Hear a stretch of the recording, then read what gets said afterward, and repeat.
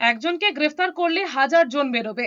আইপ্যাকের অন্যতম কর্তা বিনেশ চান্দেলের গ্রেফতারির পরেই বিজেপির বিরুদ্ধে চড়া সুর মমতা বন্দ্যোপাধ্যায়ের। হাওড়ার জগৎবল্লভপুরের সভা থেকে মমতা বন্দ্যোপাধ্যায় বলেছেন, তৃণমূল কর্মীদের গ্রেফতারের জন্য অর্ডার দেওয়া হচ্ছে, বলছে এজেন্টদেরও গ্রেফতার করবে। এরপরেই হুঁশিয়ারি দিয়ে বলেছেন, একজনকে গ্রেফতার করলে হাজার জন বেরোবে, হাজার জনকে গ্রেফতার করলে লক্ষ লোক বেরোবে। তৃণমূল কংগ্রেস কর্মীদের সব গ্রেফতার করুন অর্ডার দিচ্ছেন, মধ্যরাতে ইডি রেড করছে, সিবিআই রেড করছে, বলছে এজেন্টদের গ্রেফতার করুন।